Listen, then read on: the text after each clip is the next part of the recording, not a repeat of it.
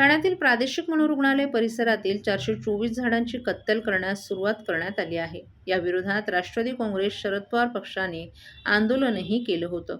Wagle state पोलिसांनी याबाबत तक्रार दाखल करण्याची सूचना ठाणे महानगरपालिकेला केली आहे.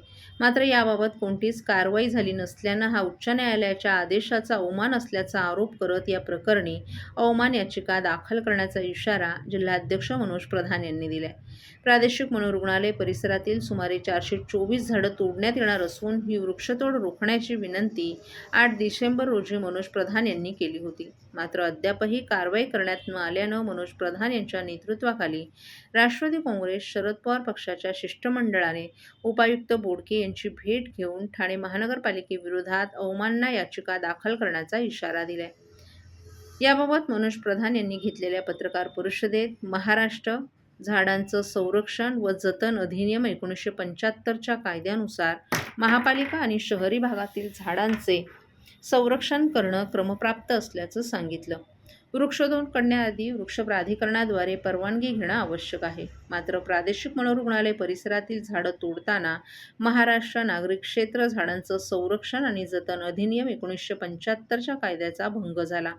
तसंच या परिसरात घार, पोपट, साळुंकी आदी पशुपक्ष्यांचं वास्तव्यही मोठ्या प्रमाणात आहे.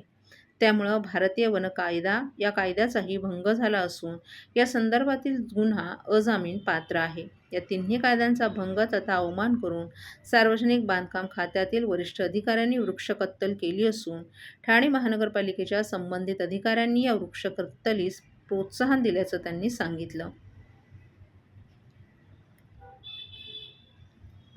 विकासाच्या नावाखाली झाड तोडतायत आणि परवानगी नसताना बिल्डर झाड तोडतायत.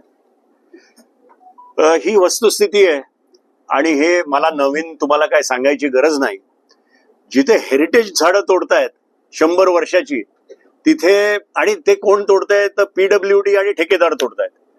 तर मग तुम्ही डेव्हलपरकडनं काय अपेक्षा ठेवाल? आणि माझ्या मते जी ट्री कमिटी असली पाहिजे तीच गेले 4 वर्षात अस्तित्वात नाही. मग तर तुमची जबाबदारी, पुरी जबाबदारी तुमचीच आहे. आज तुम्ही जर मेंटल हॉस्पिटलमध्ये तुम्ही बघितलं तर 725 झाडं तोडायची त्यांनी परवानगी मागितलेली आहे. बाजूला मॉडेला बनतंय तिथे आशर कित्येक झाडं तोडतोय. ACC मध्ये अदानीनी झाडं तोडलेली आहेत.